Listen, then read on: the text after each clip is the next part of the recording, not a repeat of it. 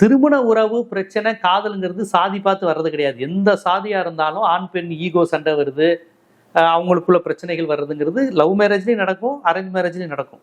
ஆனா ரொம்ப அழகா சாதி வெறிக்கு பலியான ஒரு பையனை காதலிச்சதுனாலதான் நீ செத்து போனேன்னு சொன்ன. காதலிக்கிறதுனால ஒருத்தன் சாக மாட்டான். ஜாதி வெறியில எவனாவது அருவாள் எடுத்து வெட்டினாதான் அவன் சாவான். அப்ப ஒரு தலித் சமுதாயத்தை சேர்ந்த ஒரு தோழரை அவர் அந்த பொண்ணும் காதலிச்சிருக்கு. இவர் ஒன்றும் ஈவிடீசிங் பண்ணல, அந்த பொண்ணை கடத்திட்டு வரல. அந்த பொண்ணு இவங்க வீட்டுக்கெல்லாம் வந்து மாமா அத்தைன்னு உங்க அம்மா அப்பாவை கூப்பிட்டு விளையாண்டுருக்கு. அந்த பொண்ணுக்கு இந்த பையனை ரொம்ப பிடிச்சிருக்கு. ஒன் சைடு லவ்வெல்லாம் கிடையாது. தொந்தரவு பண்ணிக்கிட்டே இருந்தான், ஆளை வச்சு போட்டேன்லாம் கிடையாது.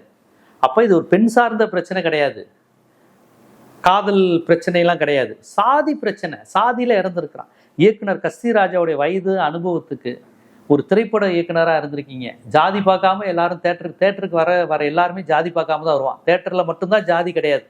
தான் பக்கத்தில் உட்காந்துருக்கோம் என்ன சாதி நம்ம தெரிஞ்சுக்க வாய்ப்பே இல்லை, தெரிஞ்சுக்கவும் முடியாது, தெரிஞ்சுக்கவும் ஆசைப்பட மாட்டான். ஏன்னா அவனை சினிமா கட்டி போட்டுரும். ஒரு ரசிக மனநிலையில ஜாதி உணர்வு குறையும்.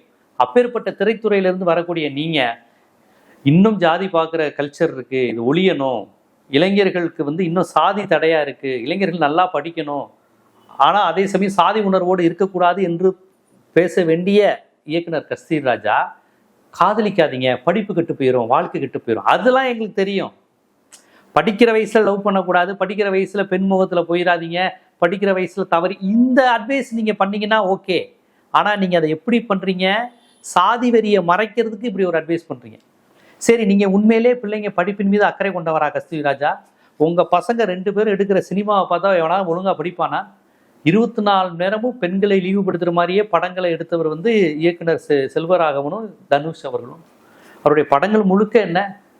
அடிடா அவளை, உதடா அவளை, தேவையே இல்லை, ஒரு ஆணுடைய சுகத்துக்காக மட்டும்தான் பெண் இருக்கணும், எவ்வளோ படித்தவளாக இருந்தாலும் அழகாக இருந்தாலும், எவ்வளோ கேவலமாக ஒரு ஆம்பளை இருந்தாலும் அவனுக்காண்டி தான் வாழணும், அவன் என்ன பைத்தியமானாலும் அவனுக்குள்ளேயே இருக்கணும், இப்படி தானே படங்கள் எடுத்தீங்க. சைக்கோ மாதிரி ஒரு ஆண் கதாநாயகன், அவனை பெரிய அழகி மாதிரி இருக்கிற ஒரு பெண் காதலிக்கணும், அதை அவள் புரிஞ்சுக்கலன்னா அவளை ஒரு பிசாசாவும் கெட்டவளாகவும் சித்தரித்து பாட்டு எழுதி ஒய்தீஸ் கொலைவரின்னு கைத்தட்டு வாங்குவீங்க. மோசமான மேல் சாமனிசத்தை படத்தில் புகுத்துனது தனுஷுடைய படங்கள், செல்வராகவனுடைய படங்கள். பட்டம் முழுக்க ஆபாசம், இரட்டை இரத்த வசனம், பெண்களை எந்த அளவுக்கு ட்ரெஸ் அவுத்து காமிக்க முடியுமோ அவ்வளோ ஆபாசமாக காமித்த படங்கள் முழுவதும் செல்வராகவனுடைய படங்கள் தான். இந்த படங்களை பார்க்குற காலேஜ் பசங்களும் பள்ளிக்கூட பசங்களும் மனசு தடமாற மாட்டாங்க.